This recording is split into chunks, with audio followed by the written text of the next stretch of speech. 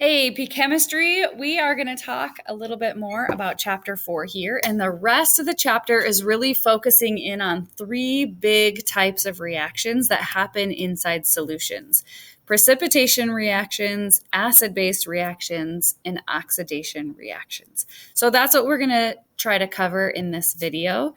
At least the basics of all three, and then we can get into some of the specifics later. Now, before we talk about these three specific types, I want to revisit the five big types of reactions that we talked about last year in chemistry and give you a couple common forms that you're going to see for each one so that we can start becoming familiarized with some of these examples. So before we move on, I want you to pause and think, can you name the five big types of reactions? Now would be a good time to pause the video and see if you can come up with these. And you should have come up with single replacement, double replacement, decomposition, synthesis or combination, and combustion. Okay, so let's look at a couple specific examples within these. Combination reactions can be all over the board, but the one that we have talked about before that I really want you to be able to recognize is when a metal and a nonmetal combines into a balanced ionic solid. So the example that you see on the board here, you can see that they have listed this one as ions, and that's really nice of them when they do that. If magnesium and oxygen combine in solution, they are going to exist as ions first before they come together to form that ionic solid. So it's especially nice to deal with this reaction inside solutions. If it's not inside a solution, what you'll see is the metallic and the non-metal forms, the elemental forms of these, and you would just have to recognize one's a metal, one's a non-metal. So the most likely thing that's going to come out of this is going to be an ionic compound. And then you have to think of the charges so that you balance this ionic compound well. But like I said before, inside solution, it's really nice because metals and nonmetals inside of solutions already exist in ionic form. So you're given both the charge, and hopefully that triggers you to think of forming an ionic solid.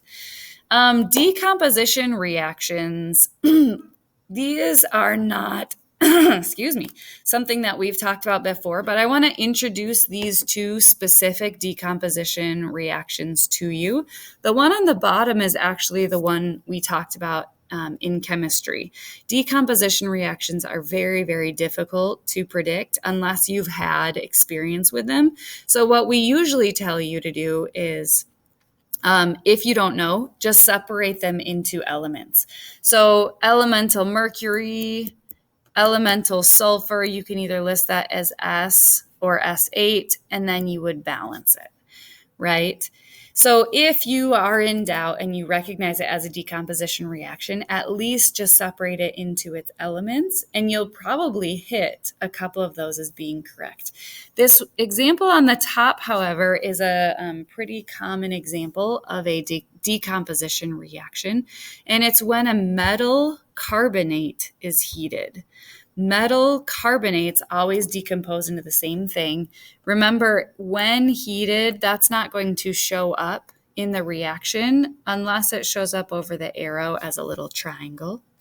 And when they're heated, they form metal oxides and carbon dioxide. So take a minute and see if you can predict the metal oxide and then carbon dioxide that would come out of calcium carbonate. Pause the video here.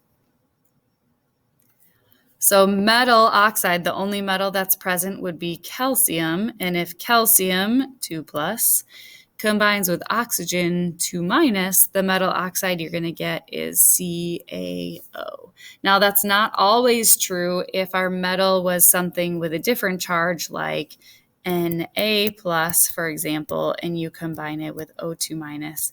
Remember, you have to balance the actual salt that comes out of there.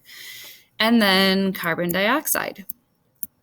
And in this case, it comes out to be already balanced, which is nice. So metal carbonates are a pretty common form of a decomposition reaction, heating a metal carbonate, and it always decomposes into these same two things. So that's worth tucking into your back pocket. All right, combustion reactions.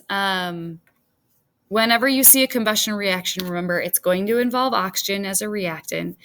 Usually they're very rapid and they usually produce a lot of heat. They're extremely exothermic, so much so that you will actually visibly see a flame. And so there's really two types of combustion reactions that we should differentiate between now. There's the complete combustion and the incomplete combustion. Now in chemistry, we did a lab with this where we took our Bunsen burner and we made the flame like blue and stuck in ceramic, I think, a ceramic plate into the flame. And then we turned the flame to yellow and we did the same thing with the ceramic plate. And what you found in that lab was in the complete combustion with the blue flame, that ceramic plate could be heated and removed with nothing additional deposited onto that ceramic plate. And that's because when enough oxygen is allowed into the flame, the hydrocarbon is going to react with oxygen and combust completely. And what that means is the only thing it produces is carbon dioxide and water.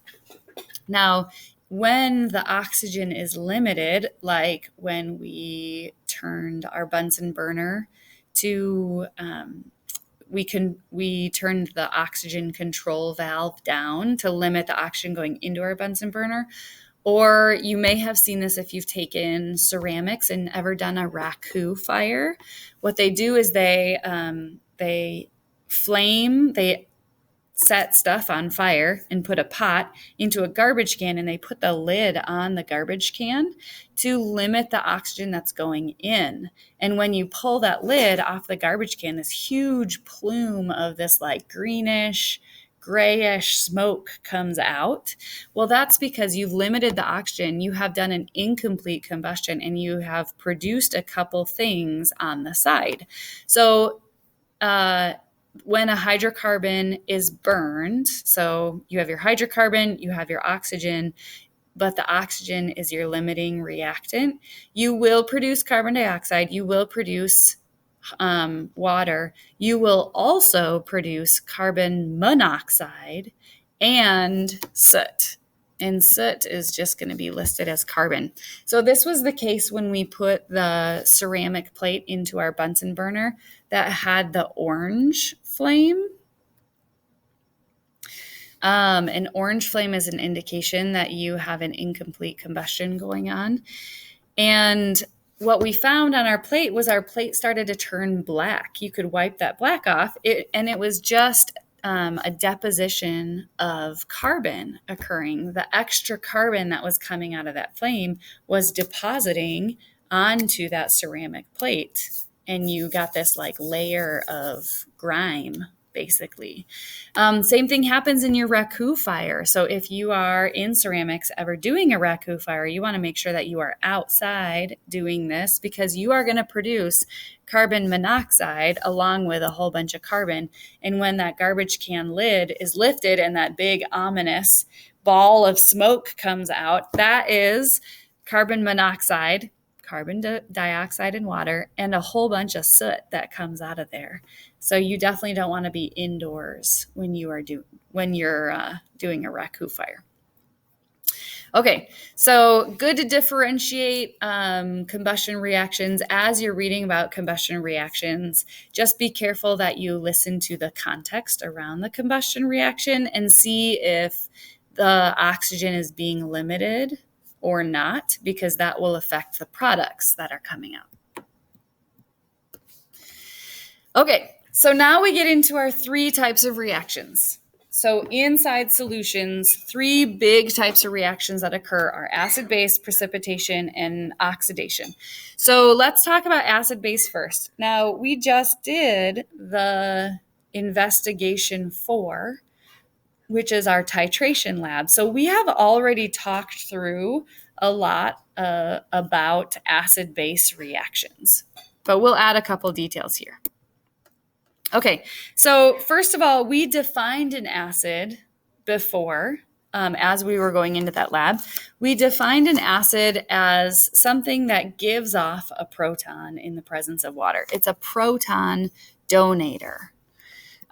So good examples when you're writing this out in a reaction, you can write it like this. Okay, it's going to donate a proton, and then whatever is left also floats around in an ion. That's actually not the reaction that's technically occurring in water. It's close enough, it's really convenient, and it actually saves us a step. So when we first start to introduce acids to you, we do write it like this, but let me show you what's actually going on. So what's actually going on is hydrogen is connected to chlorine, and a water is going to come up and attack this hydrogen-chlorine bond. So water comes up. We have oxygen connected to two hydrogens, and this oxygen is holding two lone pairs of electrons. Remember, this oxygen is really small. It has a small atomic radius, so it can get pretty close to molecules. And if you remember that bonding diagram, the bonding energy diagram when we were talking about covalent compounds that form, remember that too far away, if a nucleus and an electron, nucleus of one atom, an electron on another atom are too far away, they're not going to show a great amount of attraction to each other. So this would be a potential energy scale. Okay, there's a lot of potential energy. There's high potential energy between them. As they get closer, that potential energy is going to drop to this like ideal point, right? When the two things are close enough together to show good attraction, there's that ideal distance between them. And when that ideal distance is hit, they're going to show a great amount of attraction. And then if you force them too close together, that potential energy goes back up and to a high potential energy situation, an unstable situation where it doesn't want to be. It's going to it's like you're forcing the two nuclei too close together and they're going to want to repel. You're forcing the two bonding electrons too close together and they're going to want to repel, right? So there's this happy distance. Well, when something is small, like oxygen, it can hit that very happy distance with somebody else's electron. So this electron that comes along with hydrogen, oxygen can get pretty close to that electron. If we were talking about something like iodine's much bigger, and an ion, or if we have like iodine dihydride, dihydrogen iodide, something like that. It would be a very similar molecule, but that iodine would be much, much bigger, and it couldn't approach very closely to that electron that belongs to hydrogen. And so it's not going to attract that electron that belongs to hydrogen very, very strongly, not like oxygen will. Oxygen is very small, so it can get pretty close to that electron that belongs to hydrogen. The other thing to know about oxygen is it's extremely electronegative, right? It has a Z of 8. It only has 2 shielding electrons. And so its Z effective is going to be 6, right? So it has a pretty high Z effective, one of the highest Z effectives on the table. And those 6 are only shielded by one layer. Those 6 protons are only shielded by one layer of electrons. It's not like those 6 are blocked by 3 or 4 layers of electrons like iodine would be, right? So very electronegative, fairly small, can approach that hydrogen pretty closely.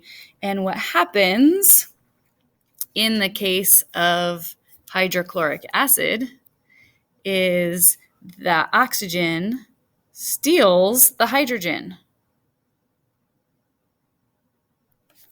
And so what you get, I'll rewrite this, HCl plus water,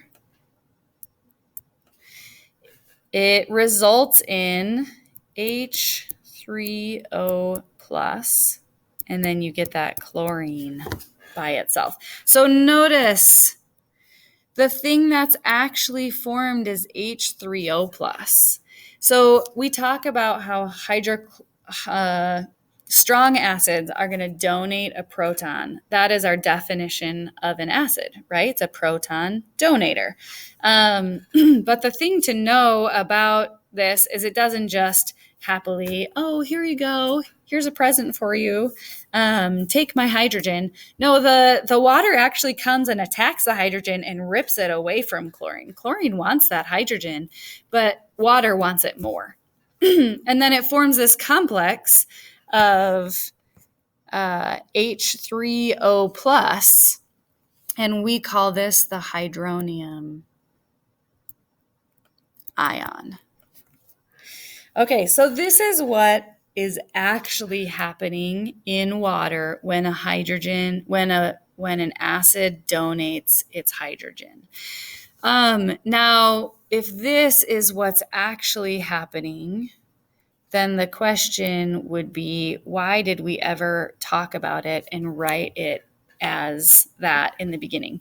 Well, we did it for a couple different reasons. First of all, it's a simple definition for an acid, and it's much easier to state it like that. Because then you don't have to talk about atomic size, you don't have to talk about electronegativity, you don't have to talk about Z effective, right? It's a much simpler way to explain what's going on. And two, once we start to look at equilibrium and the equilibrium that happens inside acid dissociation, what you'll notice is that it really doesn't matter which way we write it. It doesn't affect our calculations, it doesn't affect our equilibrium. And I won't go into why. I won't go into like the math behind acids yet. We'll save that for chapter 13 and 14 down the road. But that's another reason. You're just going to have to believe me for now. It doesn't affect the math to explain it either. Either way you explain it, the math comes out the same. And so for the sake of simplicity and introducing one thing at a time, we just introduced it like that in the beginning.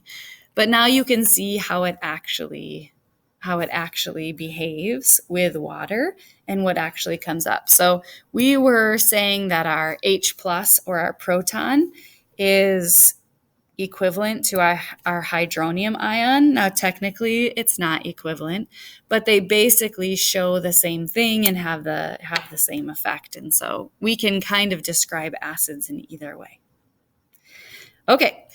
So now that you have a better definition of an acid than you had before, let's look at a couple questions. First of all, let's look at this question. Which one of these would be an acid? Now would be a good time to pause and come back and talk about it. So HBr, hopefully you picked that one out. That one is definitely an acid. Now H2O you may have listed as an acid as well. And actually, water can act as an acid in some circumstances. Let me put that another way. Water can be a proton donor in some circumstances that we'll talk about later. But it's not always an acid, but it can be an acid. And then CH2O, hopefully you did not list that as an acid. Anytime you have a hydrogen that's attached to something that has a really similar electronegativity, also known as a carbon, okay, if hydrogen is attached to a carbon or anything else that it has a similar electronegativity with, it's not going to be an acidic hydrogen. It's not going to detach and be happily donated. That bond between hydrogen and chlorine is a super, super polar bond, right? The electron from that hydrogen is pulled all the way over to that chlorine side. Let me actually draw this out for you. Okay, that hydrogen's electron actually is pulled way over to chlorine side.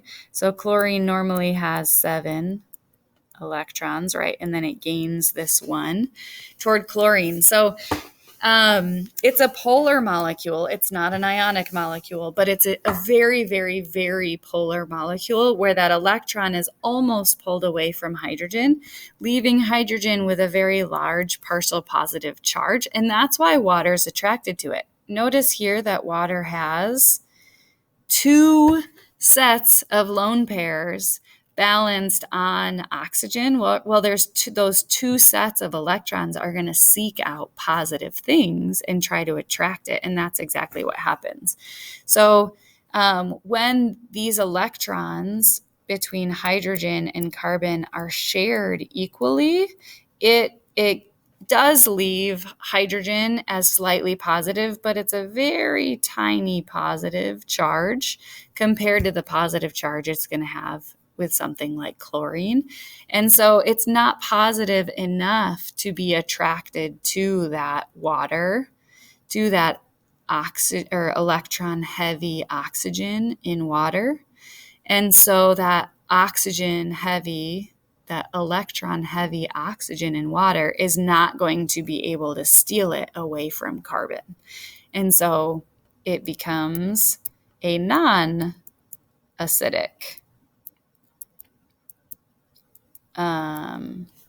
hydrogen with carbon. So this one is not an acid.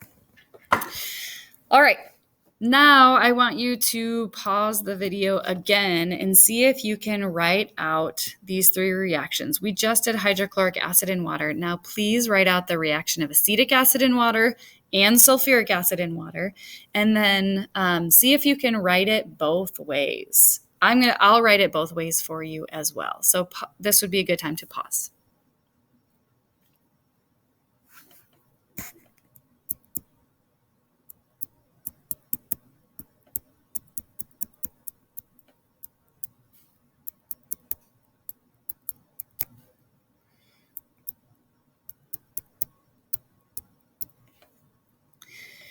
Or you can write it as, let me drag my picture.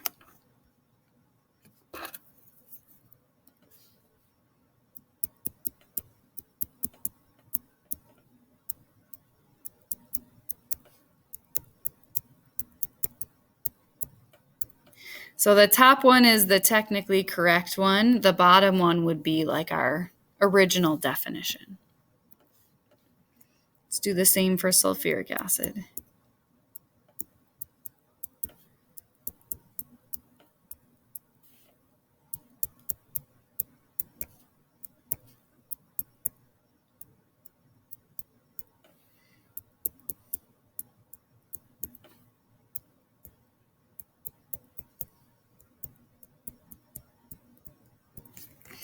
All right, there you go. And there would be sulfuric acid in 2 ways.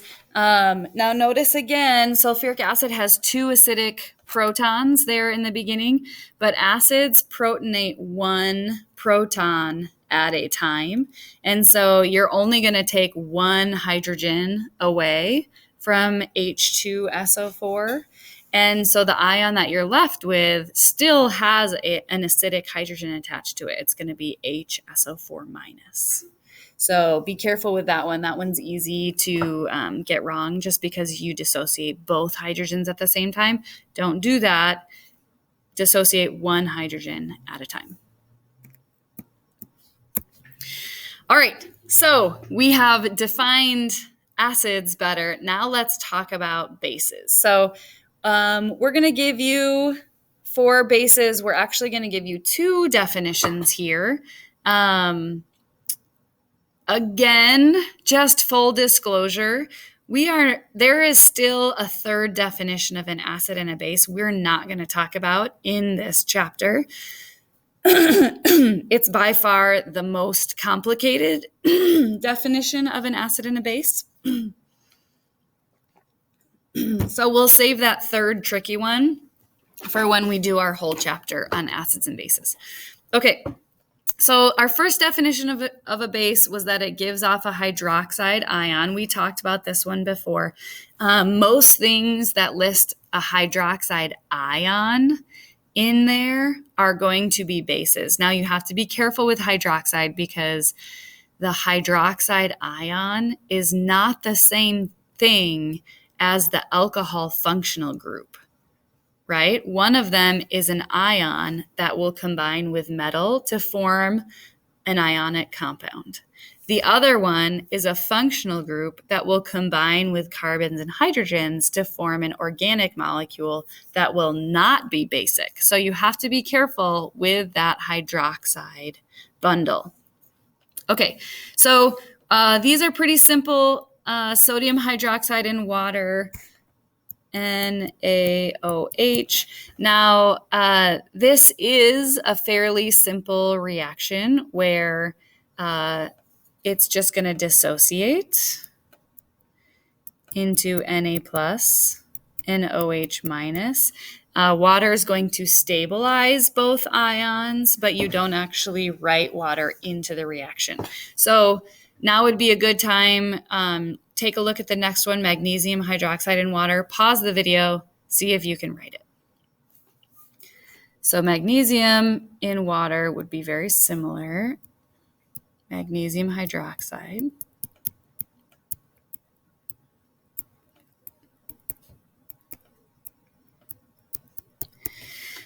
Okay, and hopefully you caught here that the magnesium hydroxide is going to dissociate both hydroxides at once. So we talked about this earlier also.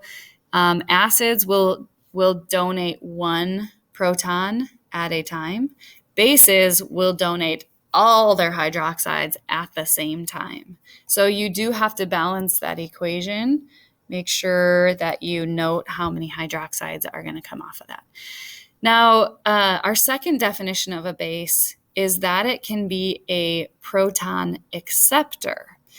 And we didn't talk about this definition before, but I did give you an example of this definition before, and that would be ammonia in water. So see if you can write the reaction of ammonia in water from your memory.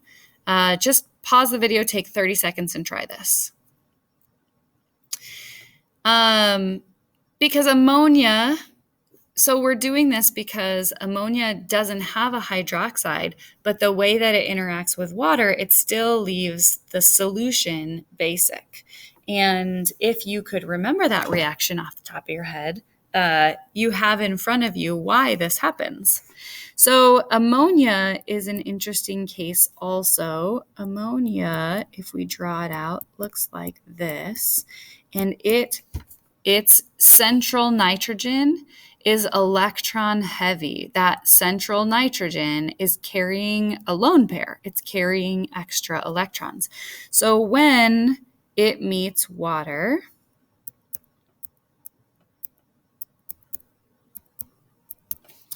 all right, again, the relationship between oxygen and hydrogen is a lot like that relationship between hydrogen and chlorine that we talked about earlier too. It's a very polar bond.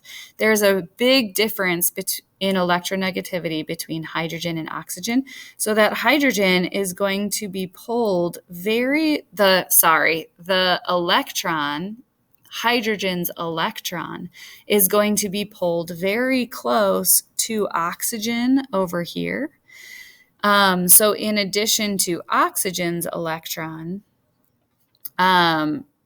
oxygen will pull the electron of hydrogen very close to it, leaving hydrogen with a very large partially positive charge. And because that bond is so polarized, and because hydrogen is left as fairly positive, it's going to have a pretty big attraction here to the extra electrons on nitrogen. So ammonia is actually going to attack water in this case, and it'll pull that hydrogen off of water and form ammonia, NH4 plus, and form ammonium, NH4 plus, and then it's going to, the water is left as OH minus. Now, does this happen every single time an ammonia meets a water? No, it doesn't. It actually, for every time ammonia meets a water, for every match that we have there, this only occurs about once every 1,000 matches between them. And so which one has a better grip on that hydrogen? Does water or does ammonia? Water actually does, which means ammonia is a weak base. If ammonia stole that hydrogen from water every single time they met, ammonia would be a strong base. But it doesn't happen. It happens about 1 every 1,000 matchups, which makes ammonia a weak base. It results in some ions in solution. It does not result in lots and lots of ions. All ions in solutions. It's a weak base. So this is a second definition of a base. Ammonia still leaves the solution as basic. As you can see over here, there is hydroxide floating around. That means it's a basic solution, right? But it doesn't give off a hydroxide. It actually accepts an H+. It accepts a hydrogen ion. It accepts a proton from water in this case. But it can accept hydrogen ions from other molecules also. And so it can act like a base in other situations also. Okay, so 2 definitions of a base you should now know. One is called the Arrhenius definition. That would be the first one. Spelled something like that. There might be an H in there. And then the other one's called the Bronsted-Lowry definition. And I think the O might have dots over it, or the E, something like that. So the other one is called the Bronsted-Lowry definition of a base. Now, the Arrhenius definition of an acid is a proton donor. The Bronsted-Lowry definition of an acid is a proton donor. So the definitions of acids are the same. It's just the definitions of bases that change. Okay, before we move on from bases, I want you to look down here and tell me which one or ones of these could be bases. So pause the video and think about it. All right, so a couple of these you can pick out right away. Ammonium, we know that one because I told you about it before, and hopefully you'll start to recognize it. You need to know that ammonia acts like a base. That should be something that you can tell me right away. Sodium hydroxide, another good one that you can pull out of there right away. You can also probably cross off ammonium from the list. Ammonium cannot donate a hydroxide. Ammonium cannot accept any more hydrogens. In fact, if ammonium does anything, it's going to give off a hydrogen, which would make it an acid. And actually, it is an acid. Okay, let's look at our last couple. So water. Now water, can it give off a hydroxide? Yeah, it actually can give off a hydroxide. Can water accept a hydrogen? It can do that too. Yeah, so water is going to be a base sometimes. And you may have recalled me saying the same thing about water as an acid on the last slide. And that's true. Yeah, water is called amphoteric. Amphoteric means it can do both things. And so water, depending on the context, can act as an acid and it can also act as a base. It's going to be an extremely weak acid and an extremely weak base. Not just a weak acid or weak base, but extremely weak.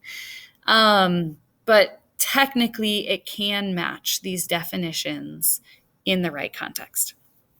Okay, let's look at the other ones down here. So again, we have CH,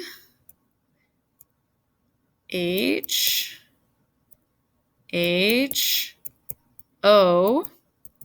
Okay, is that going to give off a hydroxide ion? No, it is not, because if we have a choice of a central atom when we're drawing these Lewis dot diagrams out, remember the central atom is usually the thing that is the least electronegative because it has to share so many electrons. And usually the least electronegative thing is listed first. So that's how we would guess that carbon is our central atom and not oxygen. Also, the more you learn about chemistry, the more you'll see that carbon's always the central atom. If you're given a choice, it's always carbon. So in this case, now that we see the Lewis dot structure, you can see it's not going to give off a hydroxide. It doesn't even contain a hydroxide, right? Now, can it accept a hydrogen? Maybe. It actually could. Now, if we look at this region of water over here, notice that we have lots of extra electrons over here, which means that end of the molecule is going to be partially negative, and it may possibly be able to attract a hydrogen from another source. So could it accept a hydrogen? Maybe. I would put this down in the maybe column. There's a pretty good chance. We could give an argument for it acting as a base. Now, whether or not it would, we would have to test it and see. Let's look at our last one. We'll give this a half dotted circle for a maybe. Okay, C2H5OH, bonus point if you can name that as ethanol. Now, if we write this one out, I'm going to do it up above. CCHHHHH, 1, 2, 3, 4, 5, OH. Okay, now hopefully this molecule you will recognize as organic, which means it's an alcohol, which means it is not going to act as a base. And we have talked about this before. So ethanol is out. Okay, there you go. Classification of a base.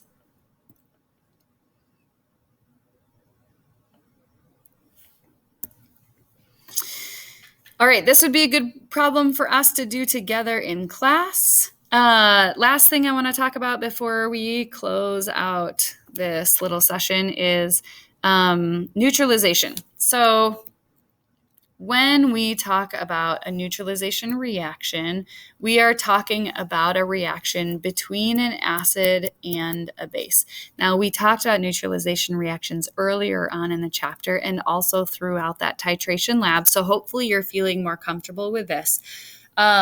Neutralization reactions are usually going to be like a double replacement type reaction. Sometimes they can be like a single replacement or a modification of a single replacement reaction, but they're always going to be between an acid and a base. And when you have a strong acid and a base reacting together, what you get out of there is an exchange of those hydrogens and hydroxides. So you're going to come out with water and a salt. So for example, hydrochloric acid and sodium hydroxide, this is the one we dealt with in lab.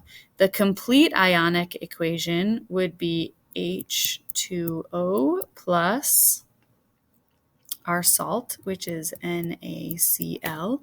Now, our net ionic equation. So this is an interesting question because it brings us to this definition of a net ionic equation. And if you remember from chemistry, in a net ionic equation, what you have to do is you have to separate anything that would exist in the reaction as ions, and then you have to eliminate spectator ions and write only the ions that are involved with this.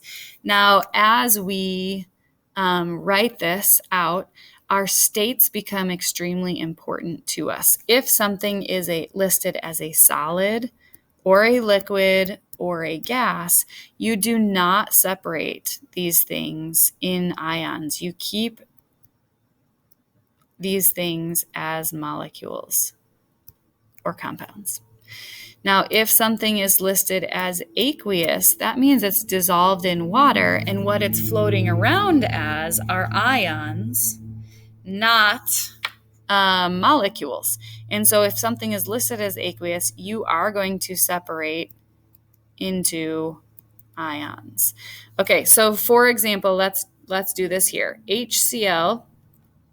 So what I have, wait, before we go in here, let me just specify our definitions here. This up here is called a complete ionic equation, or sometimes it's just called a balanced equation. Now I am going to separate this into an equation with all of the ions present. Okay, so HCl aqueous, because it's aqueous, it's going to separate. NaOH aqueous, because it's aqueous, it's going to separate. Now H2O is not aqueous. H2O is a liquid. So because it's a liquid, we're going to keep it together as a molecule. Now NaCl, we created NaCl, so we have to give it a label. Are we going to give NaCl a label as a solid, liquid, gas, or aqueous? Now, because we know NaCl is a soluble salt and it is produced alongside of water, we have a soluble salt inside of water. That is going to be a situation where it is aqueous. And so it is going to separate into Na plus and Cl minus. So this is something you're going to have to do. If they don't give you states, you have to assess the situation. Now, typically what you would do is if something is a soluble salt, strong acid, strong base, you consider it to be aqueous and you separate it. If something is a weak acid or a weak base, you do not separate it. You keep it in molecule form because out of 1,000 molecules, 999 molecules are going to be together. Only one molecule is going to be separated. So for weak acids and weak bases, you write them as the majority of molecules appear together, which is together. Okay, so now step 3, or whatever step we're on, we need to eliminate spectator ions. So any ion that appears in the exact same form on both sides, we're going to eliminate. And then we write what is left. So H plus, OH minus, H2O. So this down here is our net ionic equation. Notice it only involves the ions that are involved in the reaction. It does not list ions that are not involved in the reaction. So Na plus and Cl minus are there in the beginning. They are there in the end. They have not changed. They're just kind of floating around, all happy and oblivious, right? They don't affect anything, and so we don't include them in the net ionic equation. Okay, pause. See if you can write net ionic equations for the bottom two, and go.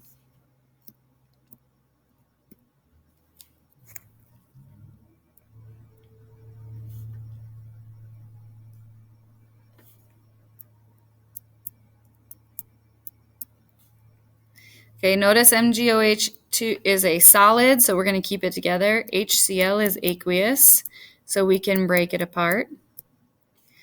And then we're going to form our water, which is a liquid. So we keep it together, and then we form our salt, which is MgCl2. Now, what spectator ions do I have? Can I take out of this?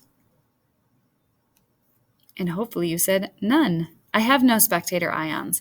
So this is actually my balanced equation. Wait, is it balanced? 1, 2, 3. It's not balanced.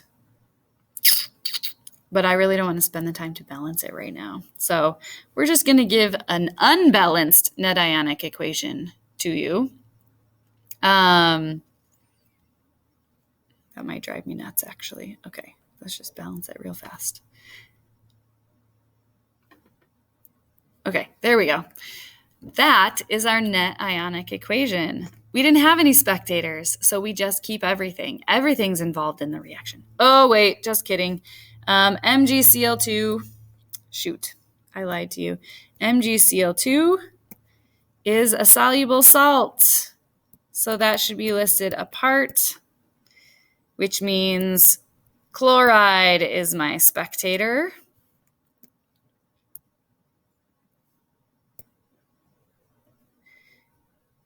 Now that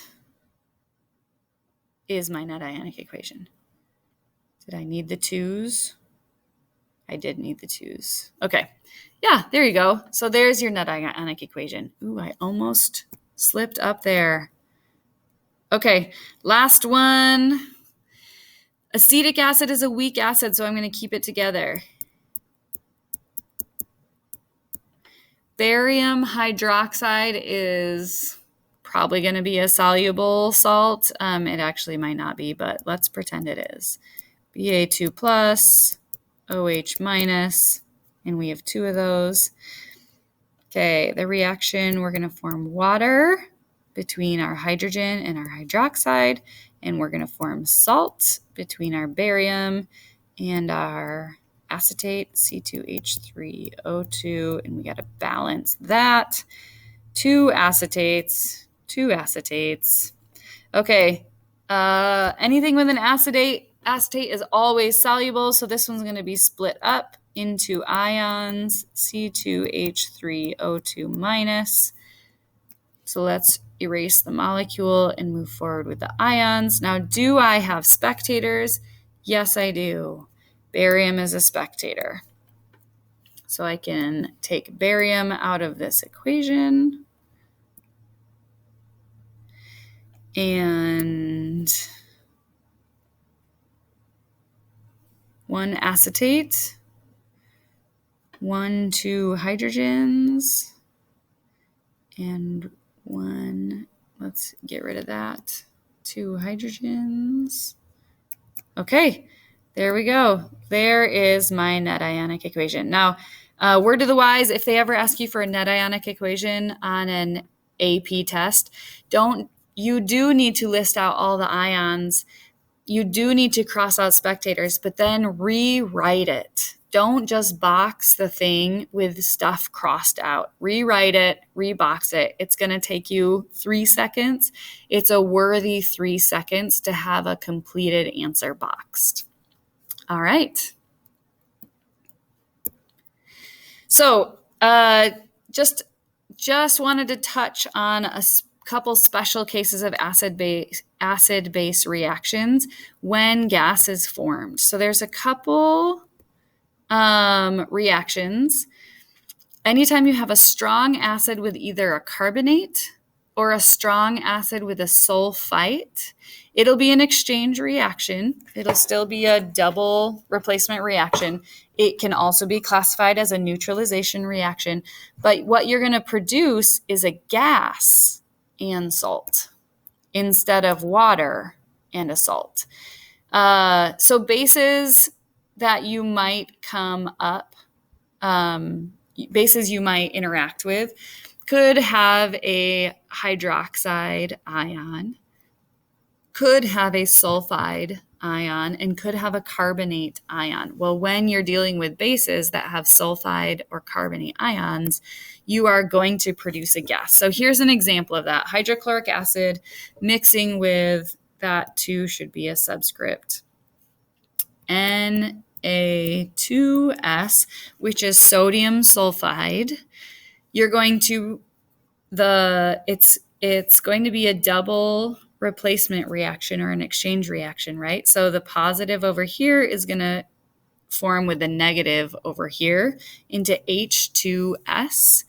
So you could name that as dihydrogen sulfide. You could also name that as hydrosulfuric acid. And then the negative and the positive are going to form your salt. And notice that H2S is going to be a gas.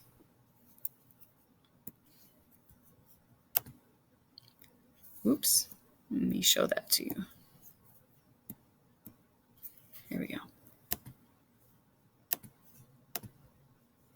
Okay, here's another example, hydrochloric acid and NaHCO3. So NaHCO3 is a special molecule. If you name it, you get sodium bicarbonate, also known as baking soda. And what happens when you put vinegar on baking soda?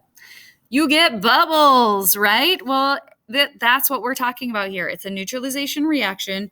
You have hydrochloric acid here. You have NaHCO3 here. The positive H is going to form with a negative bicarbonate here, which is going to lead you into H2CO3. And then the Cl and the Na is going to form here.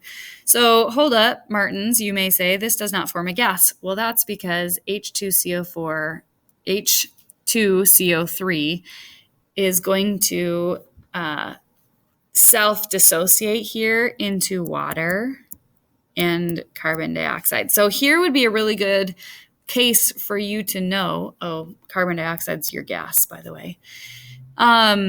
This would be a really good case for you to know, okay, anytime I have a strong acid mixing with carbonate, I'm going to form a gas, because you might end up with this reaction, and hopefully that little memory will trigger you to look a second time at this reaction and say, I need a gas here. Where does that gas come from?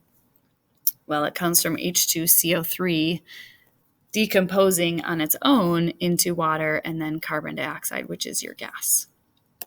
Okay, so again, a little helpful piece of information for you to know. Strong acids and sulfides and carbonates are going to be a neutralization reaction that forms a gas. Okay, and now we move on to precipitation reactions and then oxidation reactions. So we'll deal with that next class. Okay, bye.